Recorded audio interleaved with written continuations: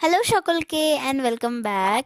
এই ব্লগটা স্টার্ট হচ্ছে 24 তারিখ রাত্রেবেলা ওই 9:30 পৌনে 10টা নাগাদ। আমি এই পেন্সিল পাউচগুলোর মধ্যে চকলেট ভরতে শুরু করেছিলাম এবং এই কাজগুলো কমপ্লিট করছিলাম, কারণ পরের দিন ছিল ফার্স্ট অফ অল 25 তারিখ। So that's a Christmas and merry Christmas সবাইকে। আর তার সঙ্গে এবছর চিলড্রেন্স ডেটাও আমার সেলিব্রেট করা হয়ে ওঠেনি ওই ডেতে। তো তাই আমি ভেবেছিলাম যে ক্রিসমাস অ্যান্ড চিলড্রেন্স ডে দুটোকেই একসঙ্গে সেলিব্রেট করব, কারণ পুচকে পুচকিগুলো অনেক দিন ধরেই বলছিল, আমারও হয়ে উঠছিল না, পরীক্ষার চাপে একদমই সময় করতে পারিনি। সো এই প্রিপারেশনগুলো ছোট্টখাটো করে রাখলাম, অ্যান্ড কি প্রিপেয়ার করলাম কি না করলাম এক ঝলক তোমাদের জন্য রইলো বাই দ্য ওয়ে। সো এইসব প্রিপারেশন করে আরও খাবার দাবার যা যা আনাআনি করার সেগুলো আনাআনি তো বাবা হেল্প করে দিয়েছিল।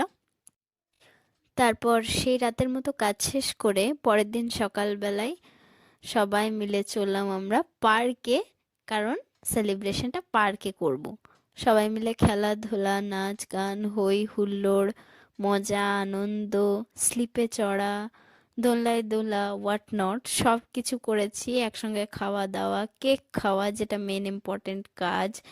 বাট বেশিরভাগ অনেকেই ফ্রুট কেক খেতে চায় না বাচ্চারা, তো ওই জন্য আমি ক্রিম কেক আনিয়েছিলাম। সো পেস্ট্রি সবাই মিলে খেয়েছে, সবাই প্রচুর আনন্দ করেছে। আর আমিও অনেক দিন পর সেদিন দুলেছি, মানে লিটারালি আমি সেদিনকে দোলনায় চড়েছিলাম অনেক দিন পর। সো আমিও একদিক দিয়ে প্রচণ্ড এনজয় করেছি।